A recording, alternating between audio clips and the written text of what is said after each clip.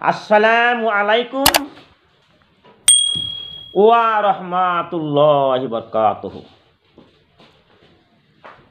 অতি প্রথমে আমি আল্লাহর প্রশংসা করতেছি, আলহামদুলিল্লাহ। তারপরেই বিশ্ব নবী, যে নবীকে সৃষ্টি না করলে দুনিয়ার মধ্যে কিছু হইতো না, সেই নবীর প্রতি আমরা সবাই বলি সাল্লাল্লাহু আলাইহি সাল্লাম, সাল্লাল্লাহু আলাইহি ওয়াসাল্লাম। আমার ভাইয়েরা এবং মায়েরা, আজকে আমি আমির হামজা যে বিষয়ে বলতেছি সেটা হইতেছে হজ না করার শাস্তি। তার মানে আমাদের অনেকে টাকা পয়সা আছে, যদি হজ না করি তার কি শাস্তি হইতে পারে সেই বিষয়ে আলোচনা হবে। হযরত ইবনে ওমর রাদিয়াল্লাহু আনহু বলেন, কি বলেন? উনি বলতেছে, যার টাকা পয়সা আছে, যে আর্থিক সামর্থ্য আছে, টাকা পয়সা আছে, কিন্তু সে কি করলো? মানে হজটা করলো না।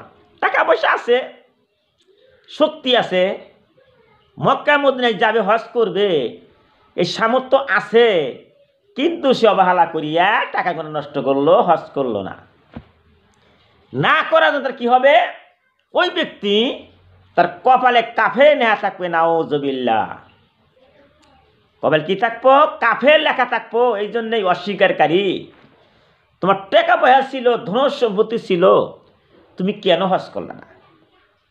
তাই ভাইয়েরা, আমার মায়েরা, আমি এই কি উপদেশ দিতেছি, যদি টাকা পয়সা থাকে, শক্তি সামর্থ্য থাকে, তাহলে ওটা হজ করবেন। আর জীবনে এই হজ করা, জীবনে একবার হজ করা ফরজ, এই কথা মনে রাখবেন। এবং হযরত সাঈদ বিন জুবাইর রাদিয়াল্লাহু আনহু, এখানে বলা হইতেছে যে তাবিঈনগণ বলেন যে যাহার বিষয়ে আমার জানা হয় যে সে হজের উপযুক্ত হইয়া হজ না করিয়ে মারা গিয়েছে, তার মানে এমন একটা কথা আছে, সে হজের যোগ্যতা লাভ করছে, কিন্তু সে হজটা করলো না। ওই অবস্থায় সে মারা গেল, আমি তার জানাজায় শরীক হইব না। কত বড় কথা!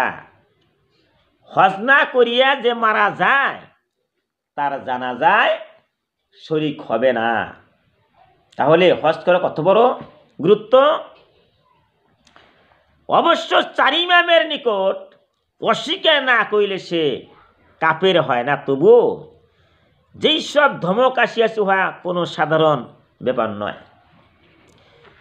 এখন বলা হইতেছে, আমার ভাইয়েরা এবং মায়েরা, হজ করবেন।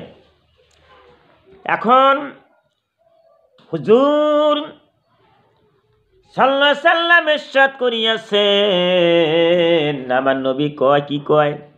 যে ব্যক্তি নিকট সোয়ারি এবং পথ খরচ বাবদ এই পরিমাণ সম্বল রহিয়াছে, যদ্বারা সে বাইতুল্লাহ পর্যন্ত যাইতে পারে, কিন্তু তবু সে গেল না।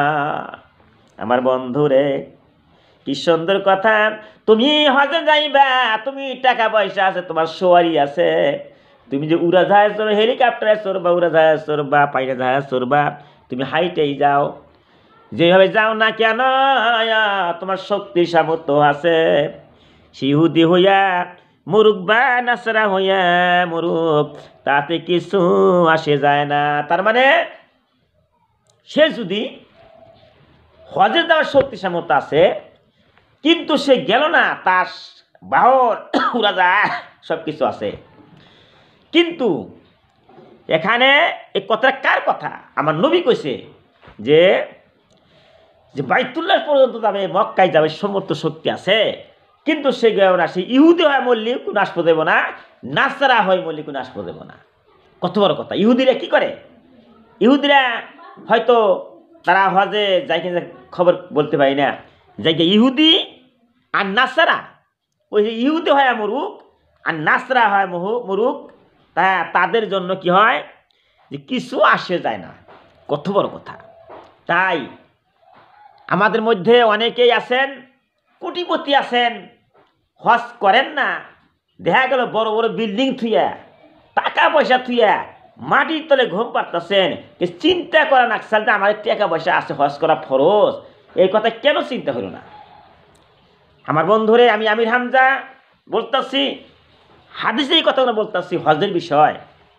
তাই এই কথার প্রমাণ স্বরূপ হুজুর কোরআন পাকের উল্লিখিত আয়াত তেলাওয়াত করেন। এই যে আমি হাদিসে যে বললাম, এই হাদিসটা তিরমিজি শরীফের হাদিস। আমি সত্য কথা বলি, আমি মিথ্যা কথা বলবো না। কোরআন সত্য, আল্লাহ সত্য, আমার নবী সত্য, হাদিস সত্য। আমি যা কথা বলিব সত্য কথা বলবো, মিথ্যা কথা বলবো না। হজের বিষয় আমি সত্য কথাই বলবো। এখানে বলা হইতেছে বিসমিল্লাহির রহমানির রহিম ওয়ালিল্লাহি আলান নাসি হিজ্জুল বাইতে। এখানে একটা কোন আয়াত আমি বললাম, তাই এখানে ইমাম গাজ্জালী রহমতুল্লাহ বলেন, ইমাম গাজ্জালী উনি বুজুর্গ জানাশোনা ব্যক্তি ছিলেন। ইমাম গাজ্জালী রহমতুল্লাহ আলাইহি বলেন, হজ কত বড় গুরুত্বপূর্ণ ইবাদত, যা ছাড়িয়ে দিলে ইহুদি এবং নাসারাদের মধ্যে গণ্য হইতে হয় না। ওযুবিল্লাহ। কেরা কথাটা বলছে? ইমাম গাজ্জালী রহমতুল্লাহ, উনি অনেক কিতাব ছাপাইছেন। তাই ইমাম গাজ্জালী রহমতুল্লাহ বলতেছে যে হজ না করিলে কত বড় কথা, ইহুদি নেবে নাসারার কথা বলছে। তাই বন্ধুরা, যদি হজ না করেন কত বড় পাপ। তাই আমি হজের বিষয়ে যা বললাম, হয়তো আমার সময় শেষ, হয়তো আমার সময় পরে 8 মিনিট হয়ে গেল।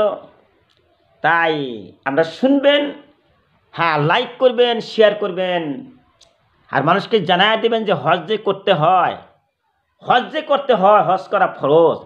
এই কথাটা আপনি নিজেও হজ করবেন, আর মানুষকেও হজ করার জন্য কইবেন। ওখানে হজে গেলি আমার নবীজি কত খুশি হয়।